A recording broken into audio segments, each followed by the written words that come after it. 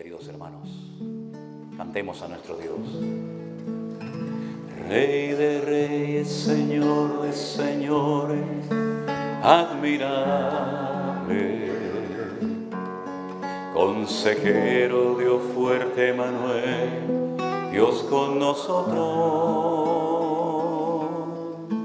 El Cordero que fue inmolado, eres digno de tomar el poder, las riquezas, la sabiduría, la fortaleza, la honra y la gloria y la alabanza por los siglos de los siglos. Amén. Rey de reyes, Señor de señores, admirable. Consejero, Dios fuerte, Manuel, Dios con nosotros. El Cordero que fue inmolado, eres digno de tomar el poder, las riquezas, la sabiduría, la fortaleza, la honra y la gloria y la alabanza por los siglos de los siglos. Amén. Por los siglos de los siglos. Amén. Por los siglos de los siglos. Amén.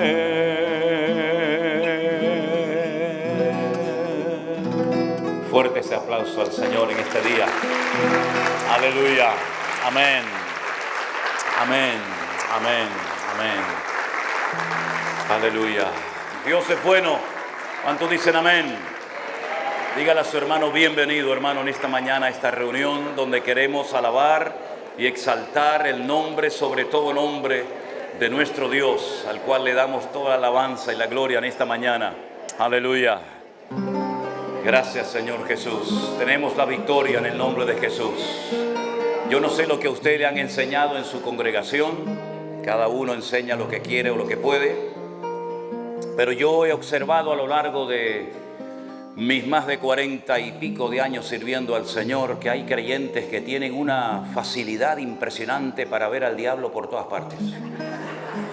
Todos los días, que si el diablo esto, el diablo lo otro, el diablo tal, el diablo cual, y viven con una presión, viven con una angustia, viendo, y yo digo, oye, qué lástima que no tengas el mismo discernimiento para ver al Señor por todas partes, porque yo veo al Señor por todas partes, mi querido hermano. Usted quiere ver al diablo, mira al diablo, yo veo a Cristo por todas las partes. Y no vivimos con miedo, ¿sabe? No vivimos con miedo. Le decía el otro día a unos hermanos que hace tiempo alguien me recomendó un libro. Yo no sé para qué me recomendó ese libro, sinceramente, porque me decía, no, lee este libro que es de una hermana que se dedica a echar fuera demonios. Yo digo, está muy bien, hay que echar fuera los demonios. La Biblia dice que en mi nombre echarán fuera demonios, ¿verdad? Pero yo no tengo que buscarlos, ellos me encuentran a mí, porque los mosquitos van a la luz, no la luz a los mosquitos, ¿no? Y el libro hablaba de que cada vez que esta hermana ministraba a alguien con problemas espirituales, no podía dormir esa noche. Ni esa ni la siguiente, porque los demonios que habían salido de la persona que le había ministrado, dice que la perseguían, no la dejaban comer, no la dejaban dormir, le pinchaban. Y yo digo, ese no es mi Cristo, ese no es el evangelio del Señor, ese no es el evangelio. Cuando el Señor a mí me liberó, yo no sé si usted cree en eso, ¿no? A mí me da igual, pero cuando a mí el Señor me liberó, nunca más me volvieron a molestar, siempre y cuando esté en orden, en obediencia y en santidad delante del Señor. Así que no le tenga miedo al diablo. El diablo le tiene que tener miedo a usted, porque mayor es el que está en nosotros que el que viene contra nosotros. Aleluya. Y a su nombre. Aleluya. Al enemigo yo vencí en el nombre de mi Dios. Mayor es el que está en mí que el que viene contra mí. Por un camino vendrán y por 7 huirán.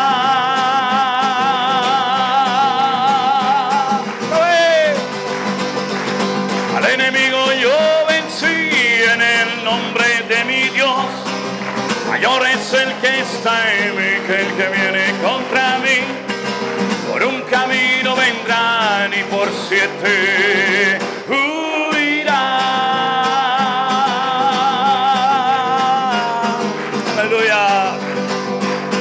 Tú vienes contra mí con espada y jabalina, yo voy contra ti en el nombre de mi Dios. No te tengo miedo por muy grande que tú seas, hoy te venceré y todos lo verán. ¡Vamos! Enemigo, yo vencí en el nombre de mi Dios. Mayor es el que está en mí que el que viene contra mí. Por un camino vendrán y por 7 huirán. Aleluya. Una vez más, dígalo conmigo fuerte. Al enemigo yo vencí en el nombre de mi Dios. Mayor es el que está en mí que el que viene contra mí.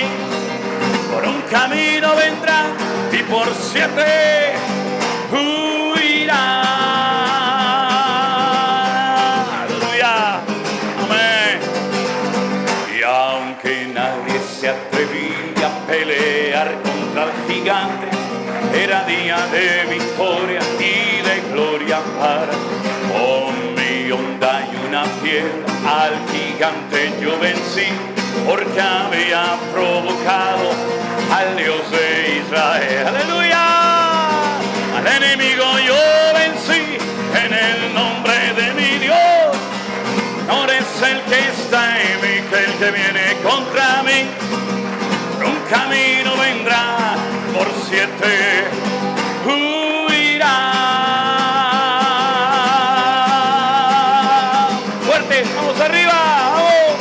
Al enemigo yo vencí en el nombre de mi Dios. Mayor es el que está en mí que el que viene contra mí. Por un camino vendrán y por 7 huirá. Arriba, huirá. Aleluya.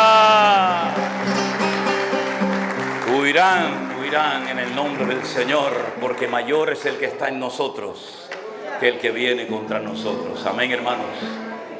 En aquellos días de la pandemia, en marzo del 2020, cuando millones de cristianos por primera vez en la historia nos vimos encerrados en nuestros hogares, por lo menos nosotros entendimos que Dios estaba probando al mundo, pero también a la iglesia.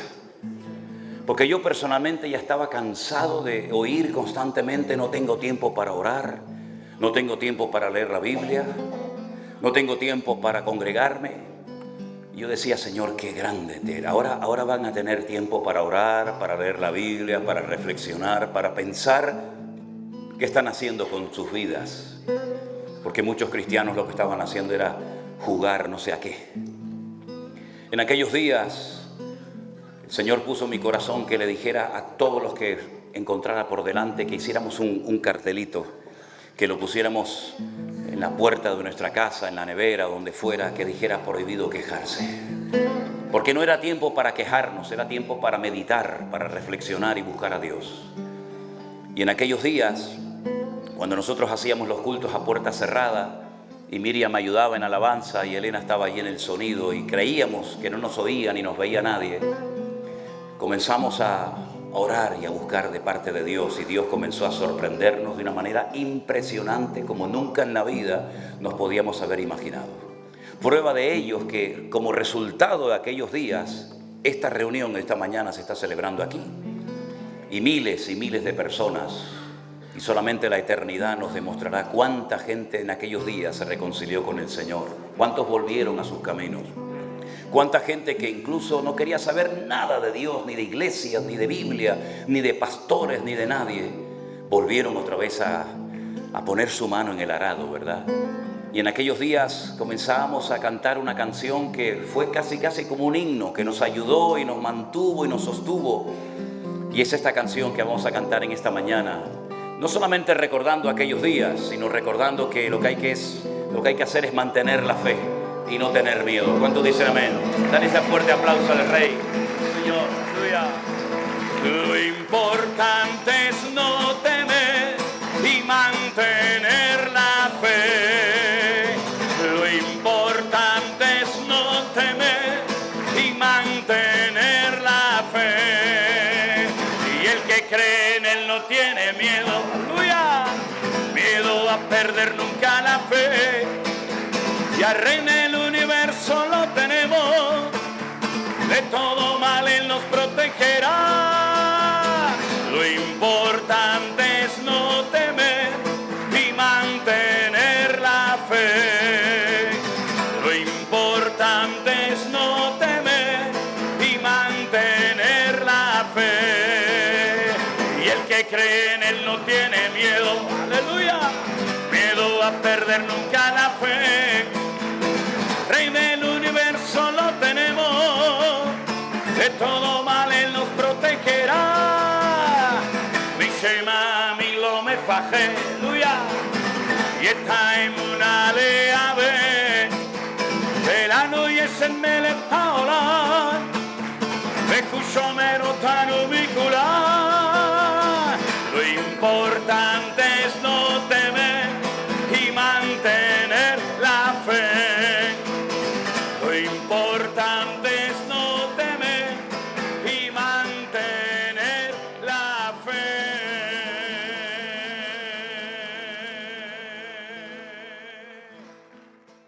Dígaselo a su hermano, lo importante es no temer, sino mantener la fe. Dígaselo en esta mañana. Y aproveche para saludarlo una vez más en el nombre del Señor. Aleluya. Gloria a Dios. Ayer tuvimos la primera reunión después de un larguísimo viaje para poder llegar hasta aquí, pero el Señor nos guardó en la carretera, en diferentes lugares. Tuvimos que parar, lógicamente, para descansar, para dormir, pero finalmente pudimos llegar. Y tuvimos ayer la primera reunión y conocimos a hermanos que habían venido de otros países para estar con nosotros en estos días y conocernos personalmente. Pero dije algunas cosas que yo quisiera volver a repetirlas en esta mañana. Por ejemplo, miren hermanos, entendemos todo eso del amor, del cariño, del respeto, de querer conocer a aquella persona que, según muchos de ustedes dicen, bueno, pues el Señor lo utilizó para volver otra vez a los caminos del Señor, para reconciliarte con Él. Pero nosotros somos exactamente igual que cualquiera de ustedes, ¿saben? Con nuestros defectos, con nuestras algunas virtudes, con nuestras luchas personales. Y por eso lo que pedimos a todo el mundo, a todas partes donde vamos, es no pongan la mirada en nosotros. A nosotros no nos gusta el halago. No estamos acostumbrados ni queremos acostumbrarnos al halago, ¿no? A la pompa, ay, el pastor, el ungido del Señor. Mire, está bien, todo eso que ustedes hablan y dicen está muy bonito, pero yo toda mi vida huí de esas cosas. Yo podía vivir a otro nivel y con otras actitudes y con guardaespaldas y con no me toquen y cuidado que el ungido del Señor, pero a mí no me ha gustado nunca nada de eso, porque a mi Señor lo tocaban los niños y los niños no tocan ni se acercan a cualquiera, porque el adulto es capaz de fingir, el adulto a veces puede ser hasta hipócrita y falso, el niño no. El niño le das un beso y le pica tu barba y se limpia. El niño, si le caes mal, no te hace ni caso, te enseña la lengua, ¿no? El adulto ha aprendido la técnica, ¿no? De, hola pastor, hola hermano, y por atrás te viene y te clava ¿no? Entonces, la mejor forma de no sentirnos nunca ofendidos por nadie, ¿sabe cuál es? Si le sirve, yo se la voy a decir. No espere nada de nadie. Es que no me saludaron, es que no me dio lugar. ¿Y cuántas veces el Señor llegaba a un lugar y le decían, vete, no te queremos en este sitio? Y el Señor se montaba en la barca y se iba a otro lugar y en otro lugar le estaban esperando, ¿verdad? Entonces nuestra filosofía, nuestro estilo de vida es no esperar nunca nada de nadie, nada de nadie. A veces la gente nos ha dicho cosas como, ay, es que de cerca pareces tan normal, me dicen algunas mujeres, ¿no? Bueno, yo creo que soy una persona normal, ¿no? Me acuerdo una vez que me llevaron a una reunión de un pastor muy famoso, muy conocido. Me sentaron ahí en la primera fila y comenzó a contar una serie de testimonios y de anécdotas, pero sobre todo de chistes, y la gente se volvía loca, riéndose y riéndose. Y yo decía, bueno, ¿cuándo va a entrar en la parte seria este hombre? Porque esto parece más que nada un lugar de entretenimiento, ¿no? Una sala de chistes, de anécdotas. Yo fui, yo conseguí, yo esto, yo aquello. Y yo estaba serio en la primera fila. Incluso el hombre, en medio de todos esos auditorios gigantes, se me quedó mirando y me dice, che, gallego, ¿por qué no te reís? Yo no le contesté, evidentemente, pero como que él quería que toda la gente se riera con sus gracias, ¿no? Y a mí me daba dolor en el corazón de ver a tanta gente que había venido de la calle Nueva y parecía que hay un circo, un teatro, ¿no? En vez de predicar la palabra de Dios. Bueno, probablemente a lo mejor se hubiera hablado un poquito de la palabra de Dios, a lo mejor el auditorio se hubiera vaciado un poco, pero bueno, hubieran quedado los que tenían que quedar, ¿no? Pero al final de la reunión había una sala donde solamente podían entrar los ungidos. Allí no entraba nadie. Y yo entré porque me invitaron y yo pues me acerqué a este señor a saludarlo, y cuando le fui a saludar, 4 gorilas así enormes se me lanzaron y me dijeron, no, no, no, no, no, no, no puede usted tocar al ungido de Jehová. Entonces ya me salió el indio, ¿viste? Me salió el indio. Digo, este es el ungido de Jehová, ¿y yo qué soy entonces? ¿Yo quién soy entonces? ¿O solamente hay uno y los demás somos los indios y este es el jefe de la tribu? ¿A qué están jugando ustedes? ¿A qué están jugando ustedes? Luego otro año me invitaron una vez a otro país y cuando llegué, para mí eran las 3 o 4 de la mañana, después de un viaje larguísimo, me metieron en un set de televisión, en un plató de televisión y comenzaron a hacer una serie de cosas y a pactar y a prometer y a sembrar y no sé qué y no sé cuánto. Pero yo antes de entrar a ese estudio vi a una señora muy humilde, una señora, probablemente era a lo mejor así hasta indígena, ¿no? Pensé yo, ¿no? Por su aspecto, con 2 cestas y llevaba 2 gallinas, una gallina en cada cesta. Y yo me acerqué a la señora y le dije, señora, una preguntita, ¿para qué viene a la reunión, al culto, con 2 gallinas? Y me dice, vengo a sembrarlas. Le voy a sembrar las gallinas. ¿Cómo a sembrar las gallinas? Para que tenga gallinitas. Cuando entré al plató de televisión y comenzaron a pedir y a decirle, usted tiene un niño con cáncer, tiene una enfermedad incurable, venga y siembre tanta cantidad de dinero y el Señor le va a sanar y le va a... Y yo decía, Dios mío, que si tú entraras por esta puerta, creo que ocurriría lo que pasó hace 2000 años en el templo de Jerusalén, cuando sacaste a patadas a todos aquellos sinvergüenzas, a todos aquellos vividores que con el cuento de la iglesia y de la religión y del templo abusaban de la gente, ¿no? Y entonces, cuando terminó todo, me dijeron, ¿qué le pareció el programa? Y yo le dije, una vergüenza. Lógicamente no me invitaron más. A mí me hicieron un favor tremendo, a mí no necesito que nadie me invite a ninguna parte, ¿no? Pero es increíble cómo de un tiempo a esta parte el espectro evangélico ha cambiado radicalmente. En mi época, cuando yo me convertí, todo era más fácil, todo era más sencillo. Te decían los pastores, ¿tiene algún problema, tiene alguna necesidad? Póngase a orar. Entre en su aposento, cierre la puerta, ore al Señor y Él que lo ve en secreto le recompensará en público, ¿verdad? Todo era más sencillo, no había tanta cosa tan complicada, ¿verdad? Ahora hay que hacer esto, ahora hay que hacer lo otro, hay que pactar y si tengo un problema, cuidado porque puede ser una maldición que usted esté heredando. ¿De quién? Fui a Santiago de Chile una vez a predicar, una iglesia enorme, una iglesia grandísima, no se veía al final.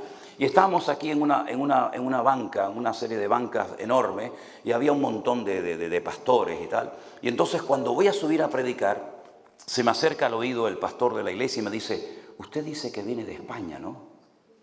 Digo, sí, yo vengo de las Islas Canarias, vivo a 2500 kilómetros de España, pero son islas pequeñitas que pertenecen a España. ¿Por qué? Uy, pastor, sería muy bueno que usted esta mañana pidiera perdón a la iglesia. Digo yo, pues sí, es la primera vez que estoy aquí. Y yo decía para mí, seguramente será la última. Y digo, ¿pedir perdón por qué? No, porque ustedes se robaron el oro. ¿Yo robé el oro de quién? No, y violaron a las mujeres. Y le daban espejitos a cambio de collares. Y digo, ¿yo qué tengo que ver con esa vaina? ¿Qué tengo que ver con eso? No, pero pastor, sería bueno porque en la congregación hay muchas heridas. Pucha, pues entonces sería mejor que me pidieran perdón ellos a mí, si están heridos conmigo. Bueno, está bien, yo lo hice en obediencia total para agradar al hombre, tenerlo contento. Yo subí allí y digo, bueno hermano, vengo de España antes de predicar la palabra.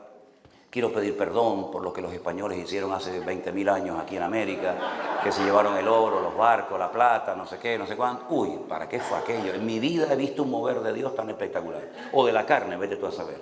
Empezó la gente a levantarse llorando, venían a la plataforma, me abrazaban. Pastor, hoy se ha sanado mi corazón. Hoy se han roto las cadenas de mi vida.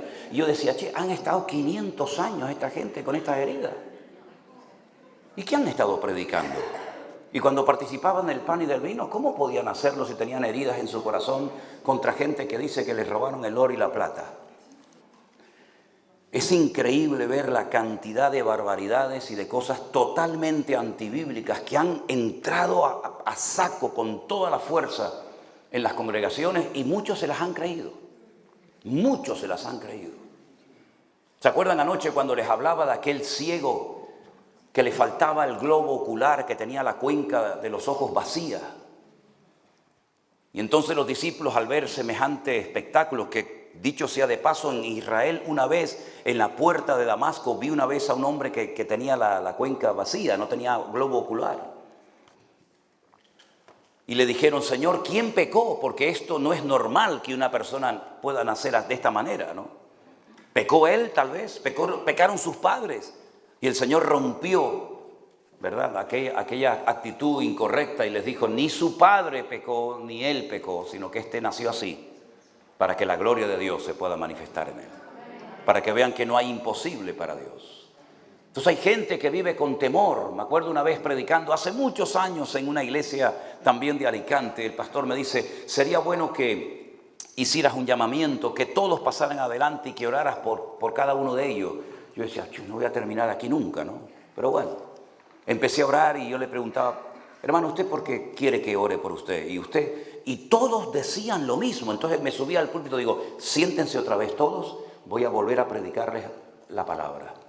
Todos decían, porque estamos bajo maldición, porque estamos bajo maldición. Y yo decía, ¿la maldición de quién? No, que mi abuelo fue un alcohólico, no, que mi tía fue una bruja y que mi bisabuelo fue no sé qué. Y le digo, pero escuchen la Biblia. Ustedes lo han escuchado en la Biblia que dice que el Señor arrancaría de raíz ese refrán que se había extendido como pólvora en Israel, que decía, los padres comieron las uvas y los hijos tuvieron la dentera en los dientes.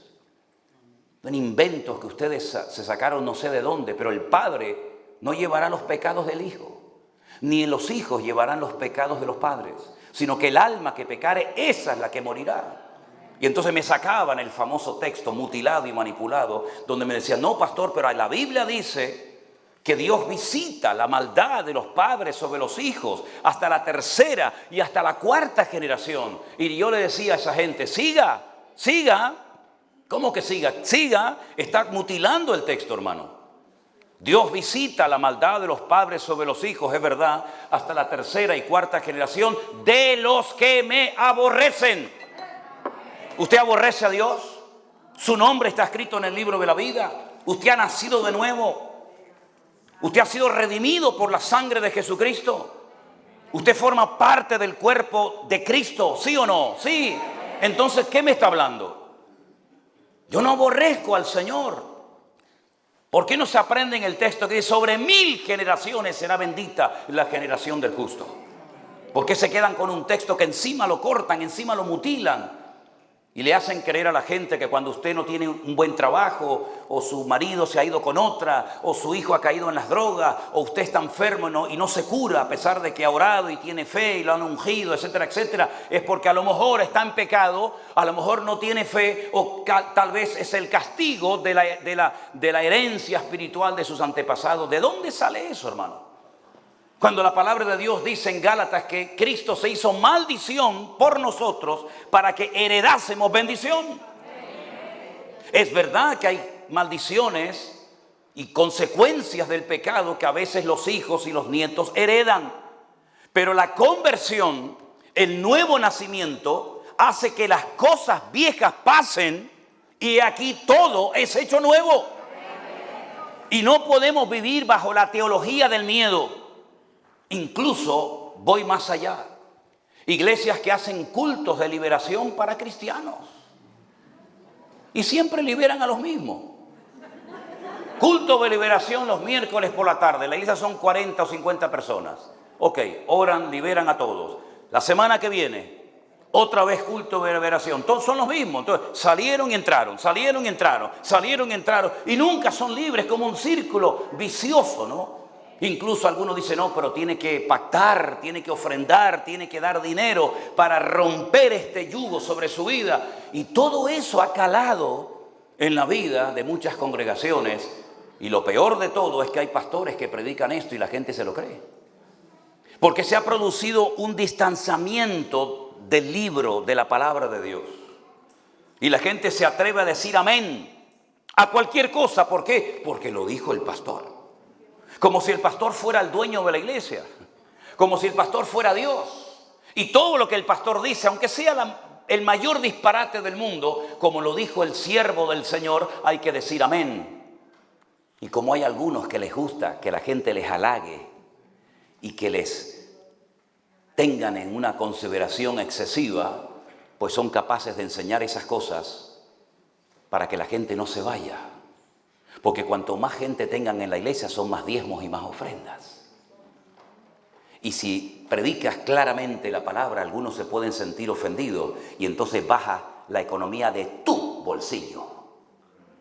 Y la iglesia del Señor no puede depender de si la gente da o no da, porque el justo por la fe vivirá. Eso dice la palabra del Señor. Hay un pasaje en el Antiguo Testamento extraordinario que muchos lo utilizan o lo mal utilizan para justificar lo que estoy tratando de compartir en esta mañana. Dice la Biblia que cuando Noé salió del arca después de 1 año y pico largo, se emborrachó. Claro, llevaba 1 año sin beber nada de alcohol y el hombre plantó una viña y usted sabe que cuando usted pisa la uva no hay que meterle el alcohol ya lo lleva adentro. Y en la Biblia, cuando la Biblia habla de vino, es vino. Déjense de cuento. El vino es vino. No es vino sin alcohol, eso es mentira. El vino sin alcohol no existe. El vino sin alcohol es un proceso químico que el hombre inventó para extraerle el alcohol o por envasado al vacío. Si usted pisa uvas y las deja allí, eso sí o sí fermenta y tiene vino. Y la Biblia dice que Noé se emborrachó. Uno de sus hijos, Can, dice que se rió, se burló de él y fue a sus hermanos con el cuento, con el chisme.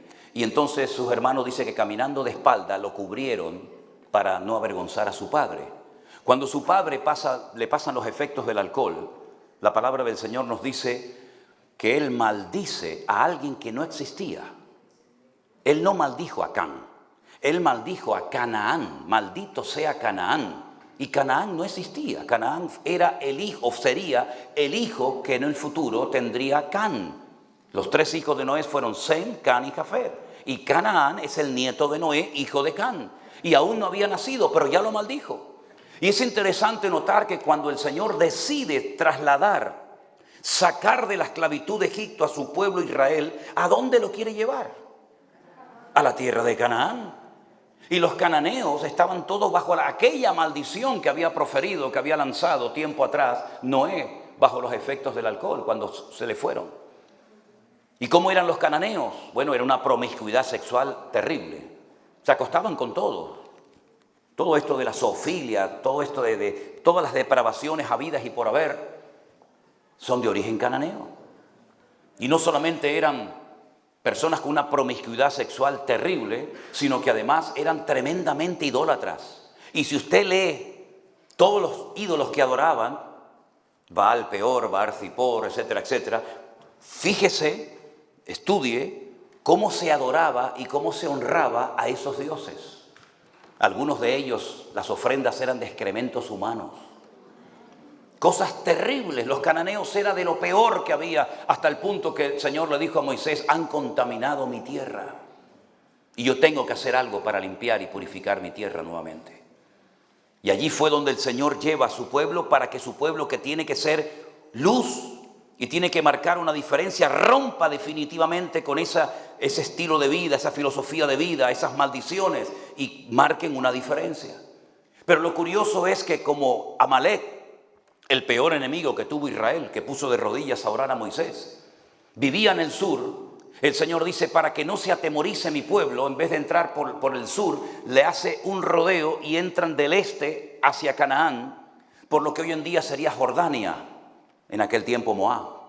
Y la palabra de Dios nos dice que cuando cruzan el río Jordán, antes de tomar posesión de la tierra, Josué manda 2 espías, no exploradores como mandó Moisés 40 años atrás, a cara descubierta, para que vieran y disfrutaran del país, sino que ahora tienen que entrar ocultamente, secretamente, en la ciudad amurallada de Jericó, como espías. Y entran en un burdel, entran en un lugar de prostitución, y allí se ocultan, y desde allí quieren ver los puntos débiles de la ciudad. Y conocen a una tal Rahab, que es la dueña de esa casa. Y es interesante notar cómo Rahab comienza a contarle cosas que habían ocurrido hacía 40 años. Hemos oído, le dice ella a los espías, cómo el Señor os sacó de Egipto. Hemos oído cómo hizo secar las aguas del Mar Rojo, y todos los habitantes de Jericó sabemos que esta ciudad va a ser entregada en vuestras manos por el poder de vuestro Dios. Os pido que tengáis misericordia de mí y de mi familia.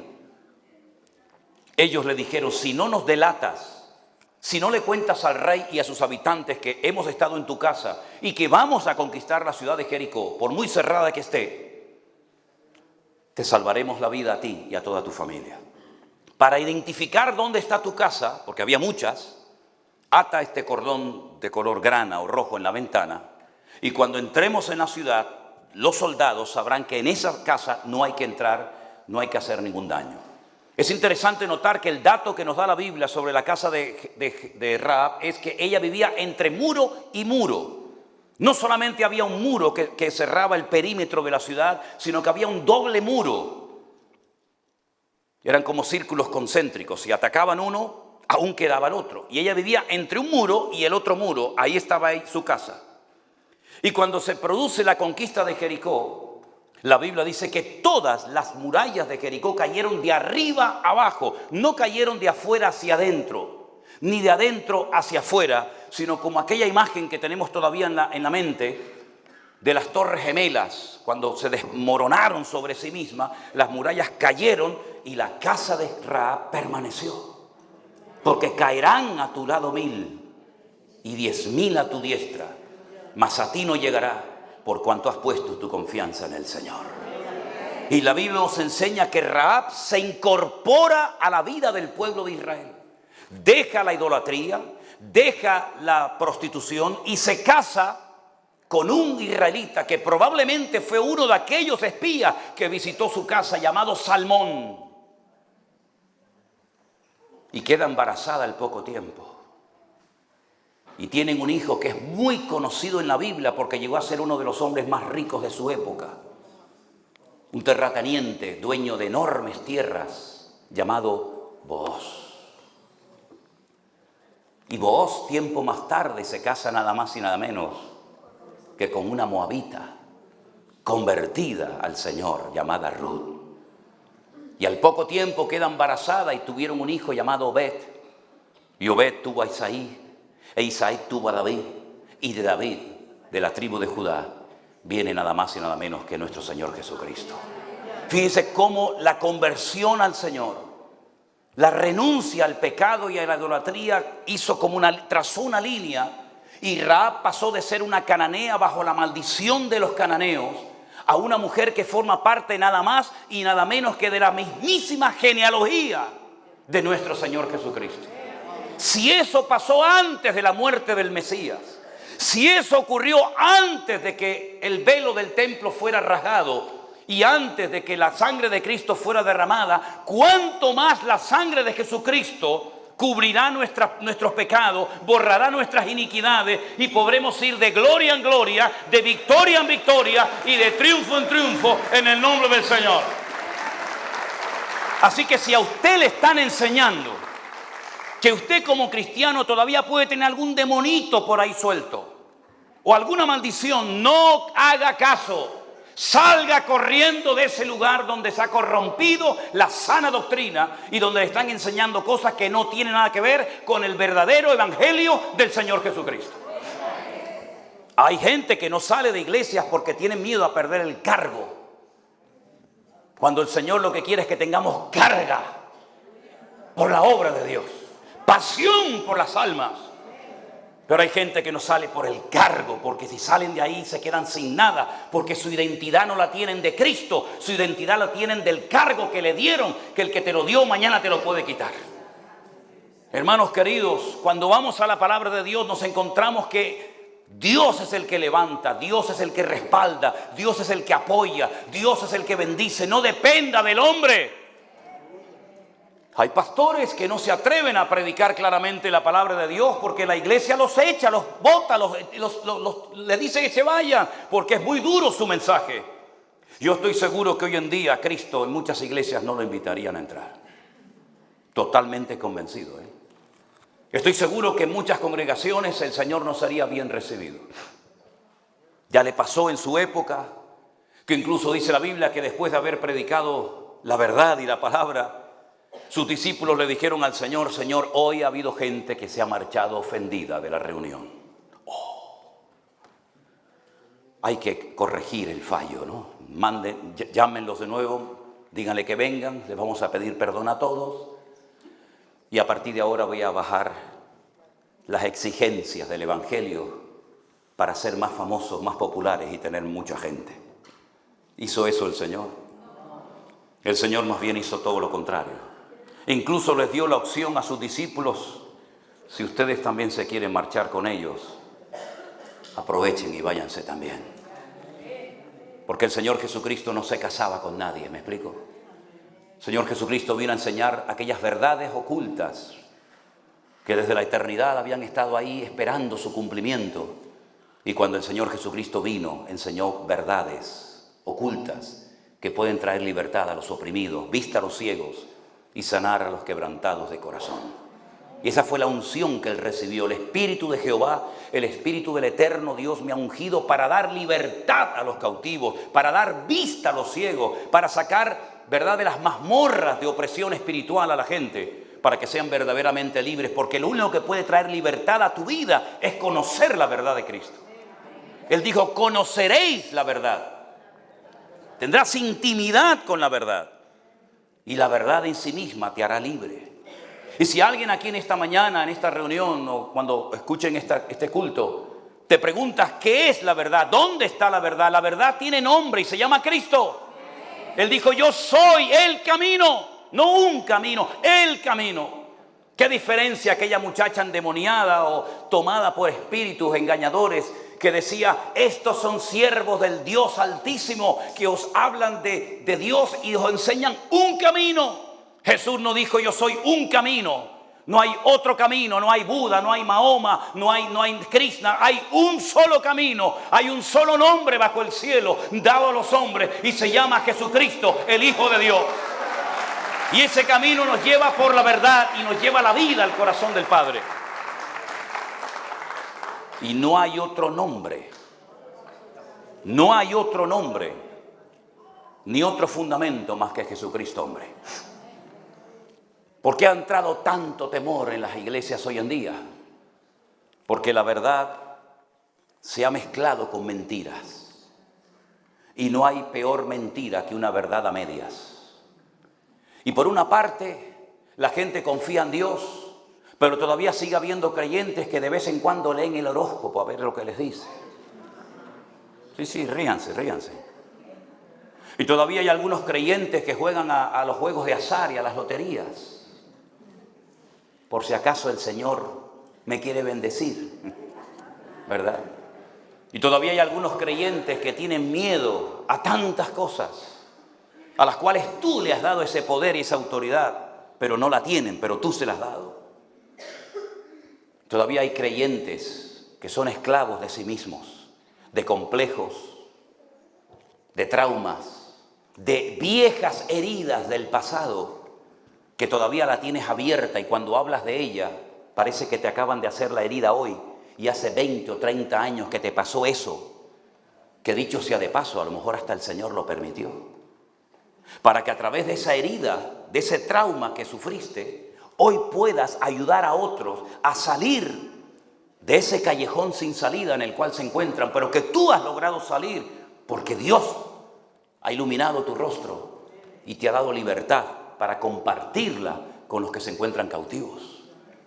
Porque ¿quién puede entender a uno que está en depresión más que uno que vivió en depresión toda su vida?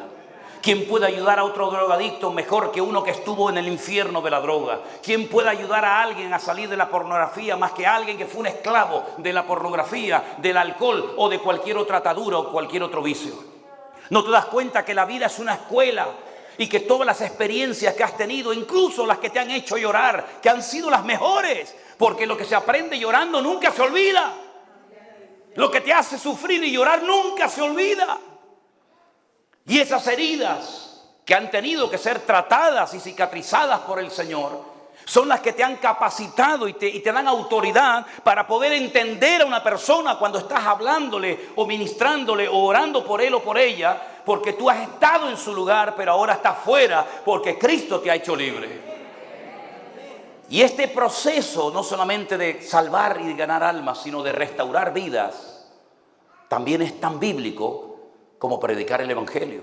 Dice la Biblia en Hechos capítulo 3, después de la sanidad tremenda que se produce cuando Pedro y Juan le dicen a aquel cojo de nacimiento: no tenemos ni plata ni oro, mas lo que tengo te doy, en el nombre de Jesucristo de Nazaret, levántate y anda. A raíz de ese milagro tremendo donde toda la gente queda impactada, él aprovecha la ocasión y dice: teniendo asidos a Pedro y a Juan el cojo, que había sido sanado, todo el pueblo estaba atónito y concurrió a ellos al pórtico que se llama de Salomón. Y viendo esto, Pedro le dijo al pueblo: varones israelitas, ¿por qué os maravilláis de esto? ¿O por qué ponéis los ojos en nosotros como si por nuestro poder o por nuestra piedad hubiésemos hecho andar a este? El Dios de Abraham, el Dios de Isaac y el Dios de Jacob, el Dios de nuestros padres, ha glorificado a su Hijo Jesús, a quien vosotros entregasteis y negasteis delante de Poncio Pilato, cuando éste había resuelto ponerle en libertad. Mas vosotros negasteis al santo y al justo y pedisteis que se os diese un homicida. Matasteis al autor de la vida, a quien Dios había resucitado de los muertos, de lo cual nosotros somos testigos. Matasteis al autor de la vida, pero por la fe en su nombre, este hombre que veis y conocéis, le ha confirmado su nombre, y la fe que es por él le ha dado a este hombre completa sanidad en presencia de todos vosotros. Ahora, hermanos, yo sé que por ignorancia lo habéis hecho, como también vuestros gobernantes. ¿Os dais cuenta las barbaridades que podemos predicar, practicar, creer o compartir por ignorancia? Gente sinceramente equivocada que predican, que enseñan, que practican algo por ignorancia, creyendo que glorifican a Dios, creyendo que lo que hacen, que el estilo de vida que llevan es el correcto, y resulta que es todo lo contrario. En vez de acercarte a Dios, te aleja más del Señor. Pedro dice: todo esto que pasó en esta ciudad, cómo pedisteis a Poncio Pilato que os soltara a Barrabás, cómo crucificasteis al maestro, etcétera, etcétera. Todo esto yo estoy convencido que ustedes y los gobernantes, tanto políticos como religiosos, lo hicieron por la ignorancia. Porque la ignorancia mata. La ignorancia es un veneno que mata la fe y la espiritualidad. La ignorancia es el terreno favorito del diablo, porque ahí se mueve como pez en el agua. Y todo esto lo hicisteis por ignorancia. Dice: pero Dios ha cumplido así lo que había anunciado por boca de todos los profetas, que su Cristo tenía que padecer. Amén, hermanos. Bueno, ya está, ya has aclarado, ya nos has dicho todo lo que hicimos mal, ya nos has dicho cómo el Padre resucitó al Hijo, pero ¿y ahora qué? ¿Ahora qué? Ahora viene la respuesta, la solución a vuestra ignorancia. Arrepentíos y convertíos para que sean borrados vuestros pecados y vengan de la presencia del Señor tiempos de refrigerio. ¿Por qué emplea estos dos términos? Arrepentíos y convertíos. ¿No es lo mismo arrepentirse que convertirse? No, no es lo mismo. Teóricamente debería de ser lo mismo. Pero hay gente que se arrepiente de lo que hicieron, pero no cambian. Les acusa la conciencia. Por ejemplo, Saúl. ¿Se acuerdan de Saúl? Saúl era un hombre que cuando veía que David lo podía haber matado, pero le salvó la vida, lloraba. Su conciencia era sacudida. Le caían las lágrimas del cocodrilo. Pero al día siguiente estaba igual o peor. Hay gente que se arrepiente porque lo descubrieron en el pecado, pero no cambian en sus corazones, dentro de sí mismos. Siguen siendo el mismo, exactamente el mismo o peor. Porque la Biblia dice, si oyereis hoy su voz, no endurezcáis vuestros corazones. Así que si el Señor te ha sacudido, te habla a través de la palabra o de lo que sea, no solamente tienes que sentirte mal y arrepentirte, sino cambiar de dirección, cambiar de rumbo y convertirte, pero convertirte no en un niño bueno, sino convertirte en un santo, en un varón de Dios, que ahora lo que quiere es agradar y honrar y servir al Señor. Eso es lo que le está diciendo Pedro a su audiencia. Arrepiéntanse, sí, siéntanse mal, claro que se tienen que sentir mal. ¿Cómo no se van a sentir mal después de haber matado al autor de la vida? ¿Cómo no se van a sentir mal después de haber rechazado al camino, a la verdad y a la vida y al Mesías verdadero? Claro que se tienen que sentir mal, pero eso no es suficiente, querido. Lo que tienen que hacer es ahora arrepentirse de verdad y cambiar de rumbo y de dirección y convertirse al Señor. Así como Él convirtió el agua en vino y no tiene nada que ver un elemento con otro, ustedes tienen que ser hoy, a partir de hoy, nuevas criaturas, personas completamente diferentes. En la misma casa, el mismo país, la misma ropa, pero espiritualmente transformado, cambiado de demonio a hijo de Dios, de lobo a cordero. Y entonces, cuando eso ocurra en vuestras vidas, un genuino arrepentimiento y una genuina conversión, vendrán de la presencia del Señor, escuche bien, tiempos de refrigerio. No vas a seguir con esa pesadez, con ese cansancio permanente, con esa insatisfacción permanente, que nunca te gozas de nada. Cuando estabas en tu país no te gozabas allí, y cuando te trajo Dios aquí tampoco te gozas aquí. No estás ni allí ni estás aquí.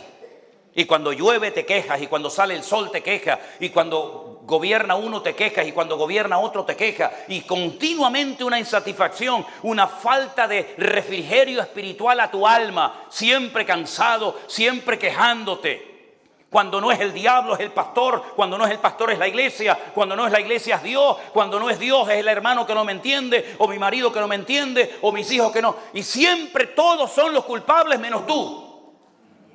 Siempre proyectando en los demás. Ay, si yo me hubiera casado con aquel sí que yo hubiera sido feliz. No con el tarado este. Claro. Ay, si yo me hubiera casado con aquella muchacha, de verdad, pero me casé con esta y menuda cruz me ha tocado. O si yo hubiera tenido otro trabajo, o si yo hubiera, sí, siempre si yo hubiera, déjate de excusas y ponte los pantalones largos, querido.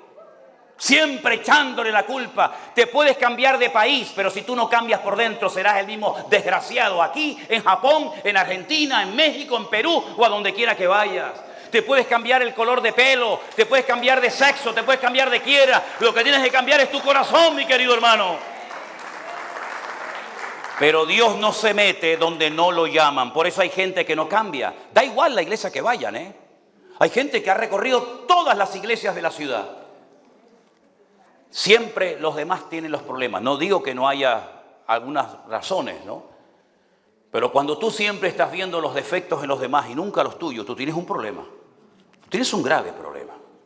Por eso hay gente que, no sé aquí en Holanda, porque ustedes están a lo mejor en otro nivel espiritual, diferente al nuestro en España, Pero en España ha proliferado mucho que cuando una persona no se adapta a esta, a la otra, porque aquí canta muy fuerte, aquí canta muy bajo, aquí grita mucho, aquí no se mueve el espíritu, allí se mueve demasiado el espíritu, cuando ya no se adaptan en ningún lado, se hacen pastores.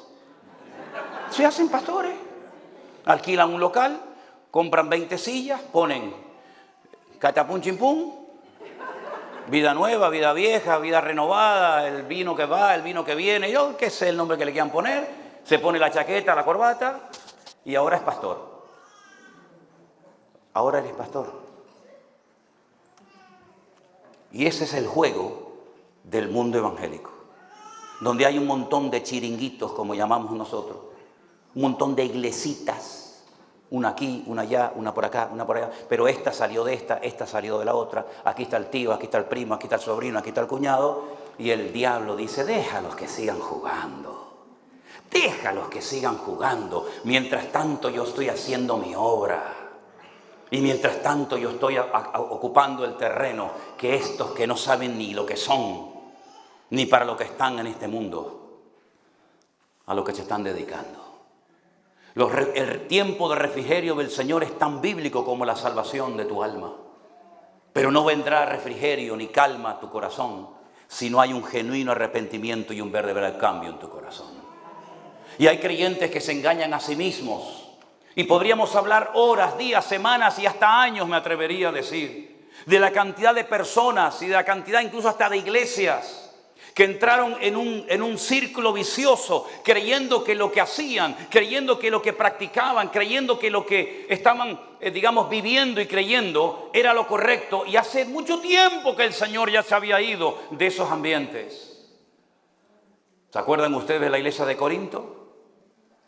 Cuando a Pablo le llega la información por parte de aquella familia llamada de los de Cloé, dice, en parte me creo todo lo que me están contando estos hermanos. Tantas lenguas, tantos dones, tanto Espíritu Santo. Y sois una manada de carnales, de niños en Cristo. Os di a beber leche y todavía tengo que seguir dándoles leche porque sois inmaduros.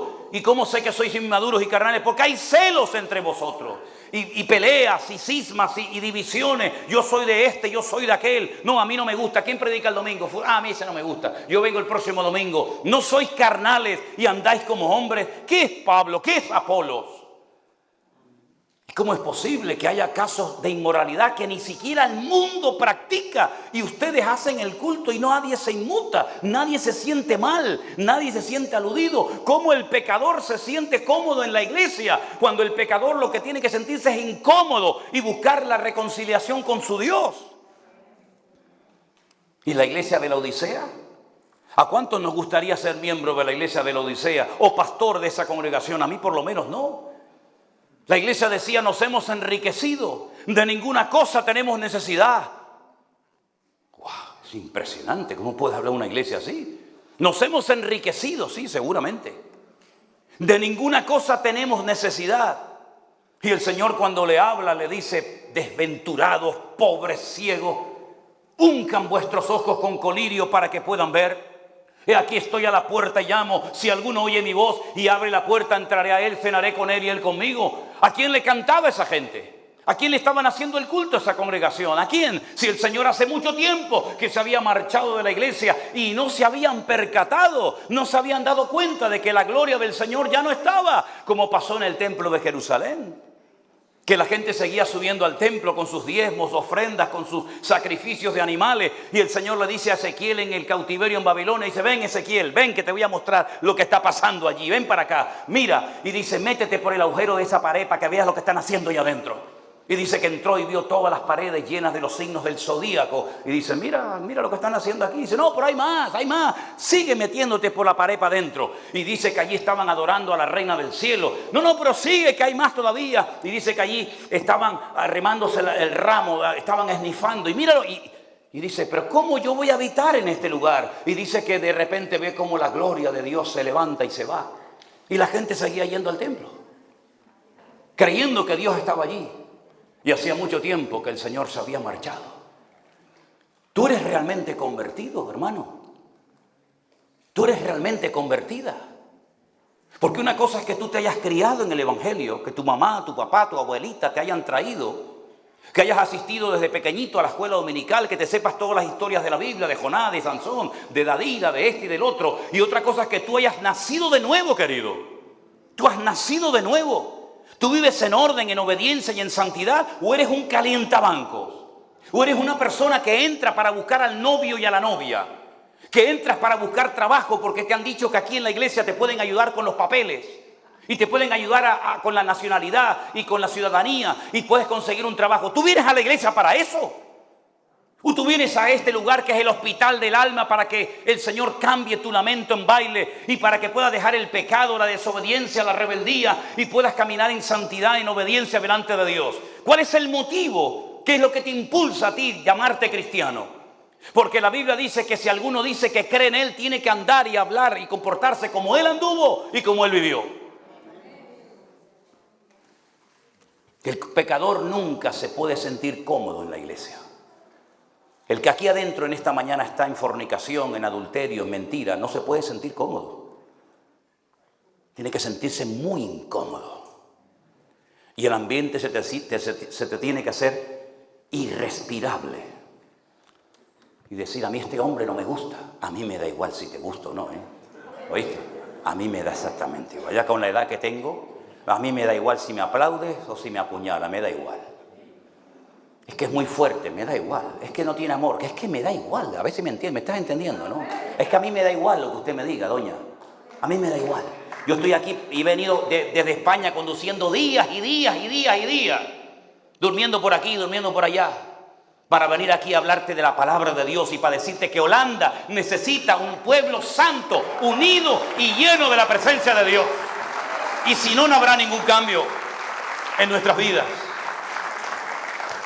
Pero el mensaje de Pedro no termina aquí. Él habla de arrepentimiento, habla de conversión, habla de tiempos de refrigerio. Pero espérate, déjame que te lea el versículo 21. ¿Tienen tiempo ustedes? ¿Tienen tiempo? Ok.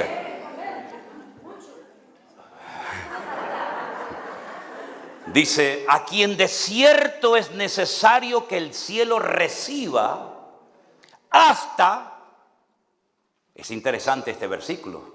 Yo lo voy a volver a leer.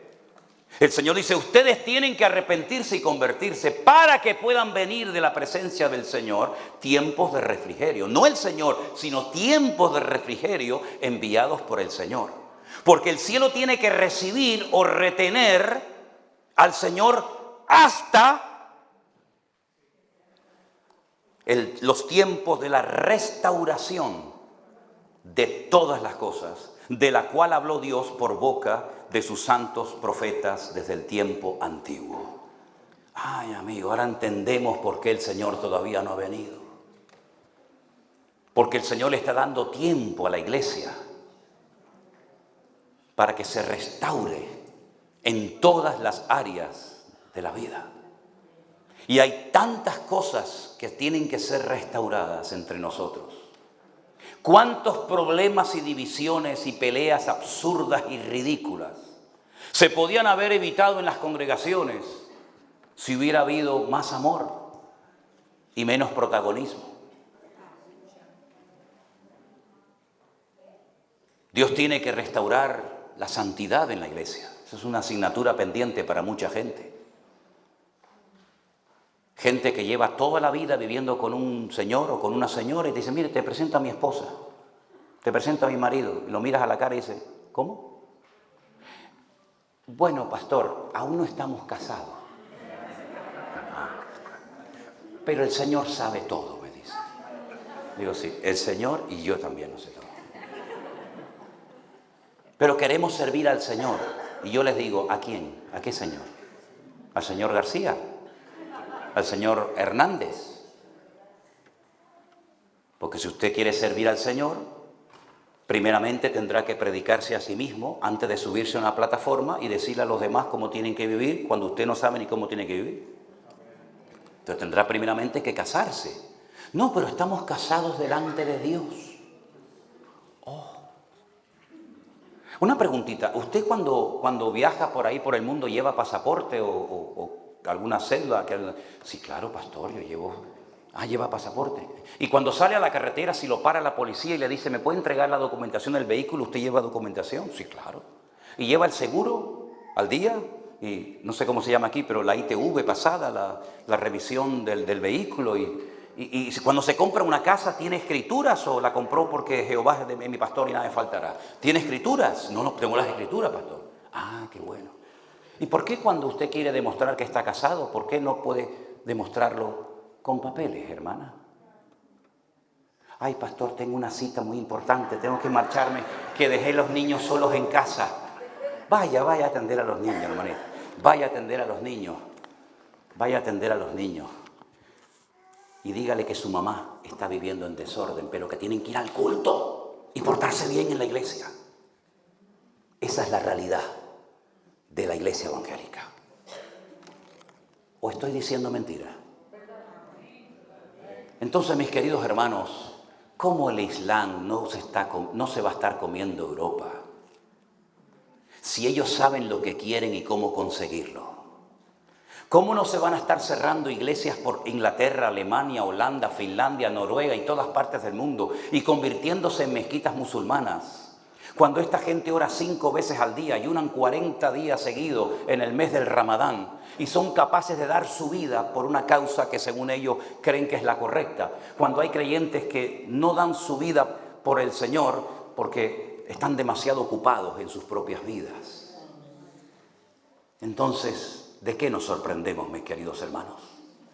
¿Os dais cuenta cómo la iglesia, al no influenciar en el mundo se ha metido en la iglesia? Se celebró hace años un campamento, un congreso para jóvenes y había diferentes talleres. Uno de ellos era taller de tatuajes cristianos. ¡Oh, qué lindo! ¡Qué bonito! Se ponían el pescadito y dentro ponían Jesús. Y las parejitas se ponían, ¿cómo dicen en español? Yo soy de mi amado y mi amado es mío. ¡Oh, qué bonito los tatuajes cristianos! El mismo perro con distinto collar. Dios tiene que restaurar tantas cosas en la iglesia. Hay gente que viene a la iglesia de la misma congregación y no se hablan hace años. Una entra por un pasillo, la otra entra por el otro pasillo, una llega más tarde, la otra sale más temprano y después participan de la Santa Cena. Se llaman hermanos en Cristo, pero no se habla esta familia con aquella, no se habla este hermano con el otro. Y se llaman cristianos y se llaman hijos de Dios dentro de su misma congregación. Hermanos queridos, dice la Biblia que Él no vendrá hasta que se produzca una transformación, una restauración en el seno de la iglesia. Y entonces podrá venir el Señor. Dicho de otra manera, Pablo le dice a los efesios que Él no viene a buscar una iglesia en cualquier condición, en cualquier estado, sino que Él viene a buscar una iglesia sin manchas y sin arrugas. Y creo que todavía nos quedan muchas manchas y arrugas que quitar de nuestras vidas. Una iglesia gloriosa que no tenga nada de lo que avergonzarse, ¿verdad? Y entonces cuando vendrá el Señor a buscar a su novia, cuando se haya preparado adecuadamente, entonces ya es tiempo de dejar de jugar no sé a qué y pedirle al Señor que verdaderamente transforme nuestra vida. Pero ojo, Él la va a transformar y va a ser una obra preciosa en tu matrimonio, en tu vida, cuando tú le permitas que lo haga. Y quiero terminar diciendo algo. Si usted en su matrimonio es un desastre su casa y usted pretende servir al Señor, empiece primero poniendo su casa en orden antes de querer servir al Señor o de ser pastor o de ser instrumento en las manos del Señor. Porque cuando usted lee la lista de los requisitos para diácono, la lista de los requisitos para ser pastor, una de las cosas principales que menciona es que tenga su hogar en orden, en santidad, en obediencia, ¿verdad? Sus hijos en sujeción, etcétera, etcétera. Puesto que el que no sabe gobernar su casa, ¿cómo va a poder gobernar y dirigir y presidir la casa del Señor? ¿No es tiempo de que el juicio empiece por la casa de Dios, dice la Biblia? ¿Sí o no? Pues que cada uno en esta mañana se examine a sí mismo. Y si usted al culto de más tarde o de mañana no quiere venir, no pasa nada. No se preocupe, yo no me voy a ofender, ¿vio? Pero yo les he predicado claro la palabra de Dios en esta mañana, para que cuando usted salga por esa puerta, si nos volvemos a ver, o a lo mejor nunca más, usted sepa que vino un hombre de lejanas tierras, como los magos de Oriente, a predicarle la palabra de Dios. Y no quiero oro, ni incienso, ni mirra, pero lo que quiero es que se postren delante del Señor en genuina adoración y que usted verdaderamente pueda decir: yo me he convertido hoy aquí de verdad a mi Señor. ¿Cuántos dicen amén? Cierre sus ojos, por favor. Aleluya. Que el Señor les bendiga. Gracias por haber estado con nosotros. Recuerden, mañana la siguiente reunión es a las 9 de la mañana. Por favor, no se vayan sin saludarse y darse a conocer los unos a los otros. Que el Señor les bendiga. Están despedidos en el nombre del Señor. Fuerte ese aplauso para nuestro Dios. Saluda a su hermano. Grande eres tú, grandes tus milagros son. No hay otro como tú, no hay otro como tú. Grande eres tú, grandes tus milagros son. No hay otro como tú, no hay otro como tú.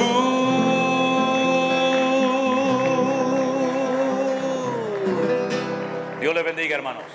Amén.